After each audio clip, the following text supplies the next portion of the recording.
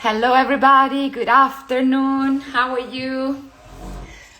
Here I am from Music Tree for the second event, the second free event that we will run in October for this series of chats with psychologists. Hi Joyce, nice to see you. With psychologists and nonviolent communication facilitators and music therapists. So this is the second free live that we do here on Instagram, and there will be another one next week and another one the last week of the month.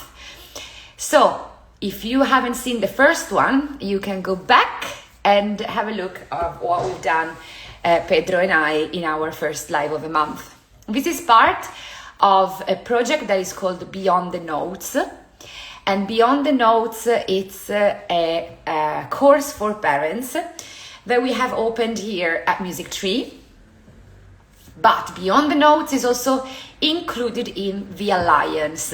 And in the Alliance, basically, teachers have a possibility to see the behind the scene of what's happening at Music Tree. They can participate in the course Beyond the Notes and have a lot more interactions and dailies, suggestions about how to open the conversation with families when we want to bring a more conscious communication to the families that we work with.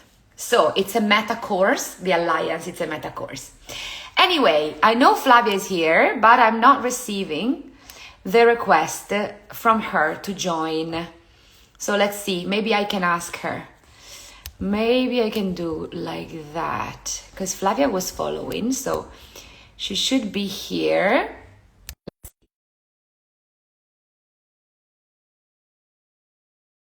Have a little notification. Let's see if Flavia joins us now. There we are. Hello. Ciao. Ciao. Buongiorno. Buongiorno.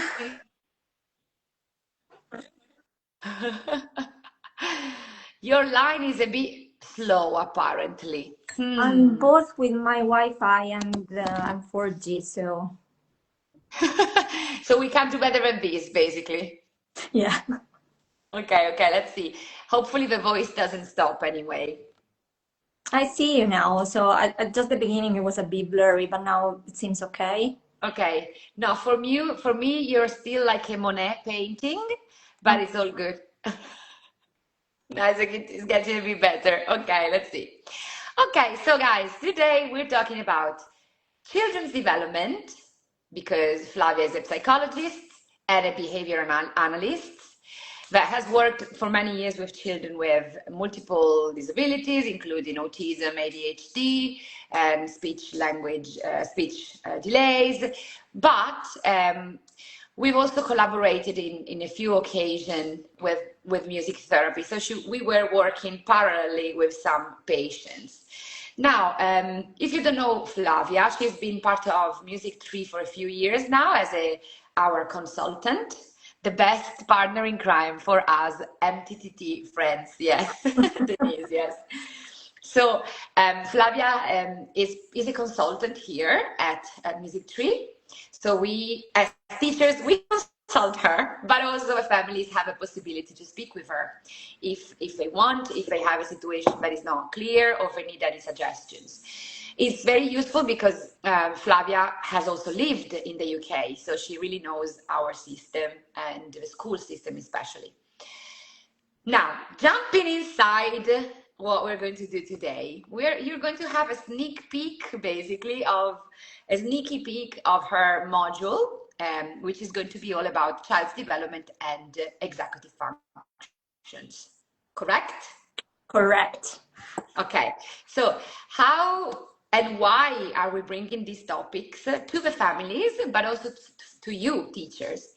Well, also probably mostly because in 2025, when we decide to work in education, even if we are just music teachers or piano teachers or violin teachers, we can't avoid study how the brains develop in our students and all the different potential that we meet every day in our classes. Society also is quite complicated, just a tiny little bit. There are a few things, a few things affecting our students every day and us as adults. And so this type of conversation now is unavoidable. Is it an English term? I'm not sure, but in Italian sense, I don't know in English.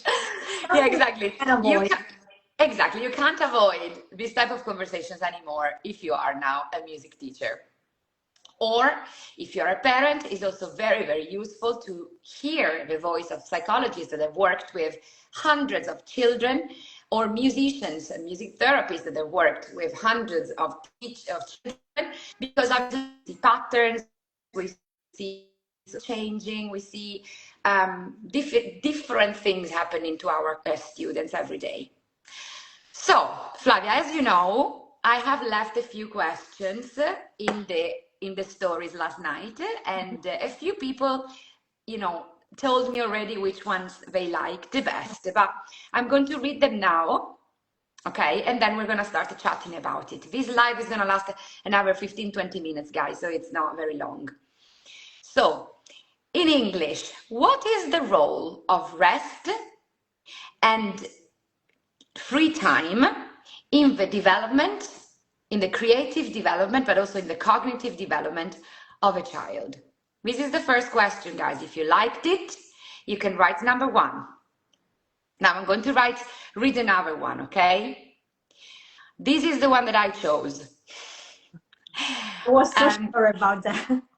This is my chosen one, okay? So the first, let's say it again.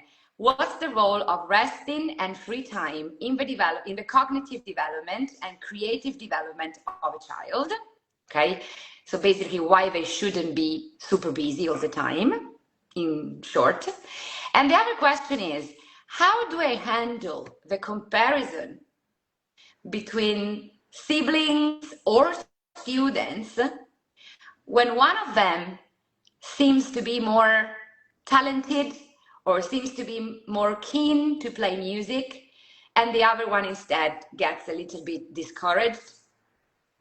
So, what do we start with, guys? You can write 1 or 2 to tell us the ones that you liked. Let's see if we find some numbers appearing here. Otherwise, I think that we just go anyway with these 2 questions. I trust you because I don't see if some people wrote something. I don't know why they're not coming up to me. So. Okay. No, but today it seems like people is a bit more busy. They're just following and not as much interactive. The other day was like 1, 2, 1, 2. I was watching as well. You were watching, exactly. Oh, 2. Joyce is writing 2. I'm just going to repeat the questions again. What is the role of rest and free time in the cognitive development and creative development of children? Question number 1. And question number 2, how do I manage the comparison between brothers or students when one of them seems to be more talented and the other one gets discouraged? Flavia, which one would you like to start with? Let's go with that. If you want the second one, because it's your choice, I can go with the second one. Yeah, we have 2 more. We have 2 choose. Okay, so let's go with number 2. Okay. Another one, 3, 2.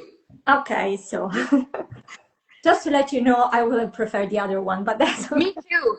I think the first one is actually more important for our students today, for our children today, but we will get there as well. Yeah. So I think because they're a part of these 2 questions are a little bit correlated, because like one of the things that I'm always saying is that you have to think that when you deal with children in general, their brain is not fully developed. So what does it mean? It means that there are a lot of things that they're not able to learn, and they're not able to get just like from experience, because their brain is not ready yet. And when I'm thinking about comparison between 2 children, to peers, to siblings, that's another thing that I'm always thinking about, because their self-image is not there yet. Okay. So if you put, like, for example, a kid in front of a mirror, they're able to recognize themselves, but that doesn't mean that they know perfectly who they are, what they're thinking, what they're feeling. Okay. So if you think about two kids, two siblings, two peers, two friends in general, and let's give an example. Like, for example, I'm with one of them and I'm saying to one, oh, you're doing very good. And the other one, in the meantime, is, for example, struggling. What is he learning? He's learning that he's not capable of doing something in particular, okay? And because I'm always saying that children always learn from us, so we are their models, they're always like looking at us, we are modeling their behaviors. I'm always saying maybe something that you can say instead of saying to one, oh, you're doing very good. It's like, for example, oh, that's good what you're doing. Can we show to the other one as well what you're doing? Okay, so when it comes to comparison, I'm always saying it's good to compare if they're doing something similar and you notice, then one can help the other one. But otherwise, if you start to compare them, saying, oh, look, he did better than you, why you're not doing the same? This kid is learning, it's actually not learning anything, it's learning how to fail, and he will feel themselves like, okay, no, I'm not able to do that, I'm not capable of doing that. And then he goes like into a pattern, or like an infinity circle, if you want to call it like that, and it's not very good for him or for her. Yeah, so I think that your session comes straight after Pedro and this month, and I think it's very useful to understand that the way, in which we communicate, the use of a language that we decide to use, or that unexpectedly comes out from us, and we're like, why did I say that? Because obviously as parents or as teachers, we've grown up on a different system. So we have to kind of rewire completely our brain to adopt these new understandings of psychology. And so it's a mix of the two. So that's why it's important to have both perspectives. If we simply go with, for example, nonviolent communication, which is what Pedro does, and he promotes obviously nonviolent communications, and he's studying now psychology. He always studies psychology. But if we don't also get the other perspective, which is the one that you're giving to us right now, our way of communicating is not really based on anything. Like, I need to know why I shouldn't do that. So this thing that you just brought up about the body image, for example, it's such a clear example to understand what you're explaining to us. And this is why I really like to, continue having you here and giving us these tips.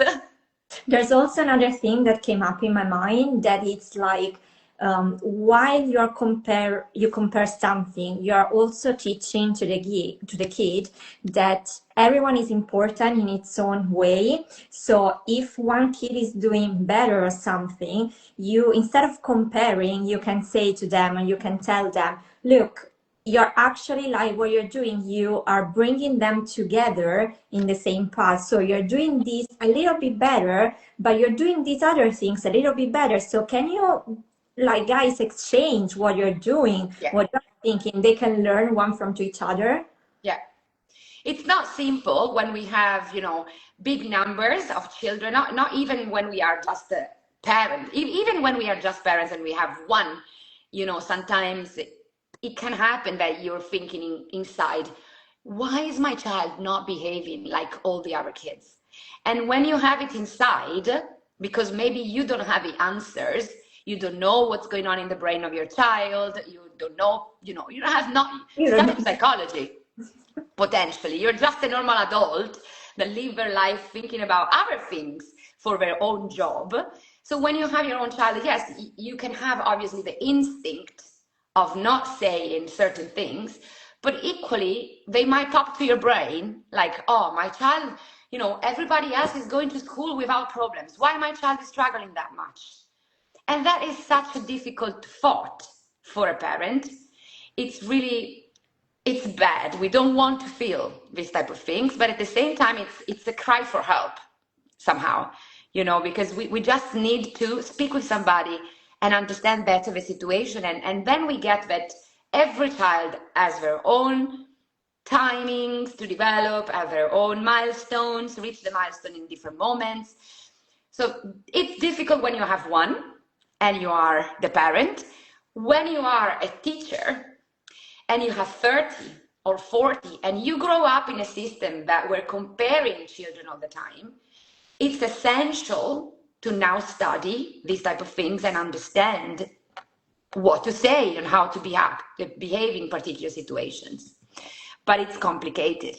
It's not easy. I'm always saying, like, link also to what you said before about ped and communication, that in my job, I work with words. Okay. So I need to be like very, very specific. I need to be very attentive also on what I'm saying. I need to pay attention on what I'm saying, because otherwise there's like, obviously, even for a kid, he will misunderstand what I'm saying. So if I'm not choosing the right words, like my job is like, okay, so I'm failing totally on this. So I know. And with this, there is a lot of connection with stress in general, because when we are, relaxed, and our mood is positive, we are able to see the big picture that we have in front of us, and so also act in that way. But if we're stressed, we're tired, we have something in our brain that is keep boiling, to the surface, then more of these sentences come out, more of things that you wouldn't like to say come out. So there's a lot of work also as an adult. yeah. And so it's not, it's something that needs practice, but before practice it needs awareness, I think. And so that's what we're trying to bring here with Beyond the Notes and this type of courses. It is not a judgmental space where we say, this is what you should do, and if you're doing the opposite, you're a bad parent or you're a bad teacher. But it's exactly the opposite. It's let's open a space for awareness, and then from there we can always go to the next level and go deeper into it. So the other question instead that we had was more about, again, it's connected to the stress thing that I was bringing in. Because what is the role of rest and free time in children, in your own kid or in your own student? How can we detect that a child is stressed, for example? Well, it's not like obviously super simple. I'm always saying there are signals, obviously. Say, for example, when a child comes to you and say to you, I don't want to do that, maybe sometimes we always think, oh, okay, he just wants to be picky, he doesn't want to do it, and you're already stressful as well. But maybe if you notice that it's a kind of a pattern, you need to kind of, okay, wait and see what's going on. So I'm always saying, like, communication between the kid and the adults, it's one of the best thing that you can do. And also you have to keep in your mind that, again, it's linked to the brain. Okay, the brain, as I said before, not fully developed. Okay, so that means that a child is not developing all the executive functions that we have as an adult. Okay, so they need to learn how to self-regulate themselves, they need to know how they need problem solving, they need to know how to regulate their emotions and their free time. But we can think that, okay, so if the child does that, and then I'm bringing the child and he does this other thing, and then he does this other thing, so there's a lot of action. It doesn't mean that if I put a lot of action, the brain will grow faster. It doesn't work like that, because the brain needs space and time to grow, and he can do that if he has rest, if he has free play, he has free time, if he has time also to explore what does it mean to feel something, to fail on something as well, to resolve something or some particular situation. I'm always saying also, try not to give the kids the solutions all the time. Let them fail. let them try to choose by themselves. And then obviously we are there as an adult, as teachers, as parents, as psychologists. We're there to actually say, okay, if you fail, I'm here. I can hug you, I can stay with you, I can explain to you what's going on, but don't give them the solutions, because it doesn't mean that if I'm giving them a lot of solution, a lot of explanations, they will go like from one day to the other. No, It's not no. like. And also, as you were saying before, the brain really needs time and space to assimilate all the experiences that it's doing. And sleeping one night doesn't mean that the circuits have been created. Exactly. So the maturity of a prefrontal lobe, which is where executive functions are, lasts about 25 years. So 25 years, it's an incredibly long time. And every day we're pouring in a little bit of water to make all this connection grow.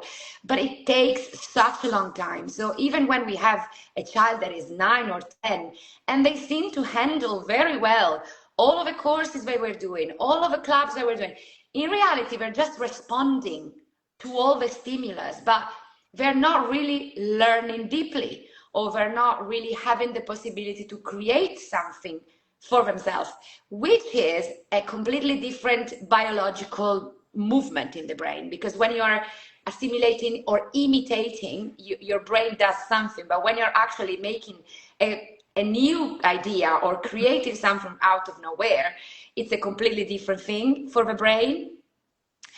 And so everything that you're saying right now obviously brings me back to what I am saying in these days in the introductory calls for the families here at Music Tree.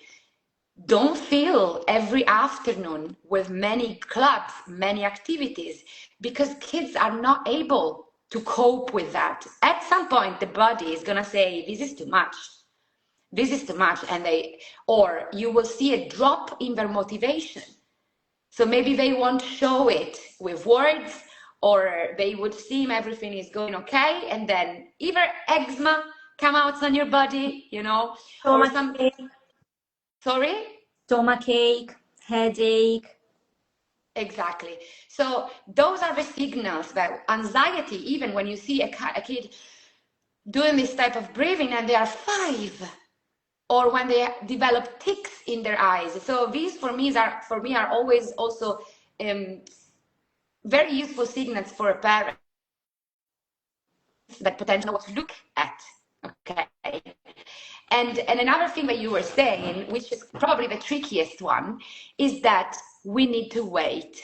So you said, when a child is going through something, you need to give them the time to go through the patterns, to go through the change, to go through potentially a new moment of their lives. And in the meantime, as parents or teachers, we cannot freak out. We need to give them a possibility to simply keep understanding what's going on. And after a while, if the patterns are repeating, if the trend is not changing, then that's the moment when we should ask questions. But that should last not 4 years. But I'm always also saying, like, it's exactly the same process that we are going through as adults. It's exactly the same. When, I don't know, we're moving from one place to another place, or we're starting a new job, we're starting a new relationship, we're having some changes in our life, we need time. And if, as adults, we need time and we have a full brain that is developed, can you think like how much time needs a child that is still developing? Yeah, exactly. And obviously then, you can have a child with neurodiversity, and maybe you're not aware of that yet, which is normal, or maybe you have a student with neurodiversity and there is no diagnosis yet. So in that case, you would definitely see a different patterns in between your child and the other ones, although sometimes they can really be masked. So we have multiple situations going on at the same time in our classes or in our houses, and just getting a little bit more aware of everything that is going on. I think it's already a very important step for a family or for a parent. And another thing, quick solutions, they don't really work. Yeah. You know, those 28 days to turn you into the best parent ever. Those things that you see on Instagram, you know, Yeah. 28 days to help your ADHD child to self-regulate. Really? 28 days? Wow, I must have fucked up so badly until now. If I only needed 28 days with the right strategies, I Yeah. don't think it's so easy. So yeah, or also like 5 solutions to cope with anxiety in your kid, and you have, okay, just 5 solutions. You have like these five and they works. Well, Yeah. good to know. Yeah. And also 5 solutions that are here on Instagram and they work for everybody because everybody is the same. Exactly. So we encounter as teachers in a group of 30 kids, we encounter 30 brains, Oof. Yeah. 30 backgrounds, 30 families situations. And when you lower the number down, it's exactly the same. You know, you have only 10. It's not only 10. It's 10 different lives that you have in front of you, with each of them their own needs.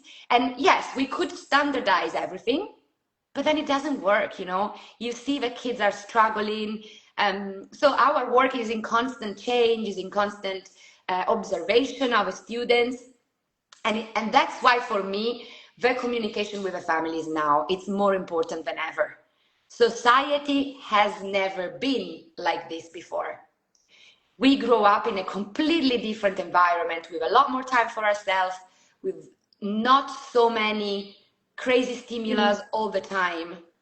And we see the difference in the students right now, in our children right now. So having this type of conversations with the families for me is really fundamental.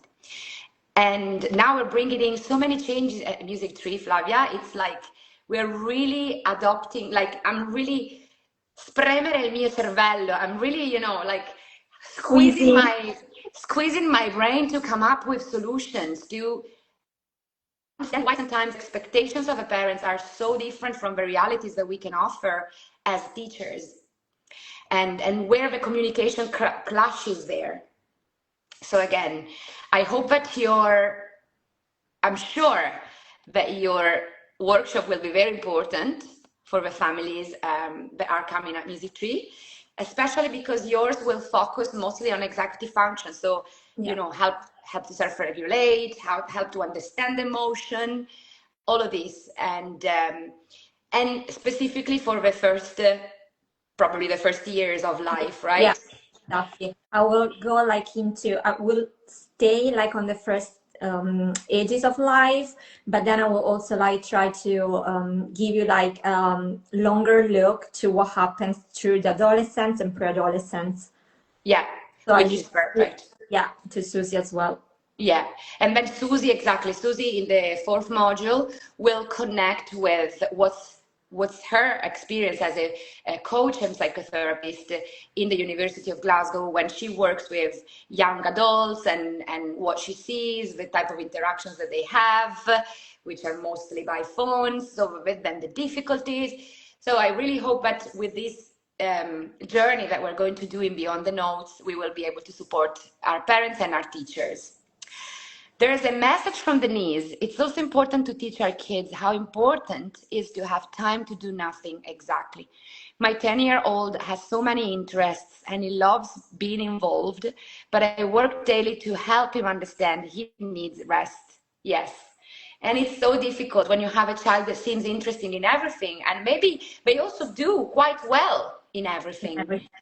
And, you know, good that they can do well in many things, but at the same time, sooner or later, there will be the need for that child to rest and stop in one of those things and get better and go down deeper in one of those things. Otherwise, it will stay always floating in between many activities and many interests without having really faced what it means to get better on something. But then also like what does it happen? Like if you grow up in this way, then when you are an adult, that is that moment when you start to have like trouble with, okay, my life, it was always like super full, and now that sometimes I have 10 minutes, I don't know what to do in my 10 minutes. You know how many times I'm saying to my clients, just rest, stay on the couch and read a book or watch a movie, and they're just like, oh no, I can't do that. Yeah. And then the level of stress and anxiety goes up. Yeah.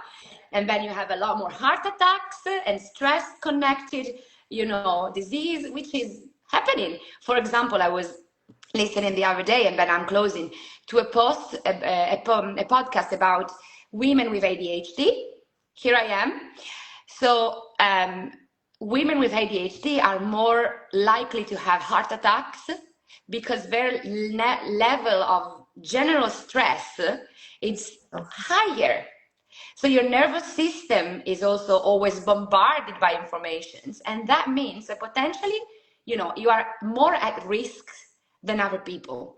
So when we are putting our kids under so many clubs, so many stresses, we are really kind of affecting their nervous system as well. And that can mean a lot of things throughout lives, in their adult life. Yeah.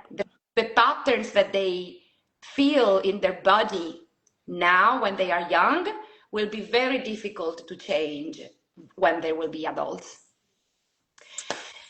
Good. So this has been an intense conversation as usual. But let's just remind everybody that you will be in this module in November with your module Child Development and Executive Functions. So for the moment, passo e chiudo. I don't remember how is it in English. Pass and I really don't. No, Pass. I don't remember how it's said. They say over. Pass and over. Maybe passing over, yeah, I don't remember, something like that. So we will speak obviously very soon. You can find Flavia on her Instagram page. There is a lot of nice information that she gives out. And the next week it will be, I don't remember if it should be Susie next week or me. I'm not sure. My module is going to be about motivation. So we will talk a lot about that and in relationship to music. So Flavia, thank you so much for your support, for your help, and I will see you soon. Yes, speak to you soon. Okay. Ciao. Bye bye. Thank you.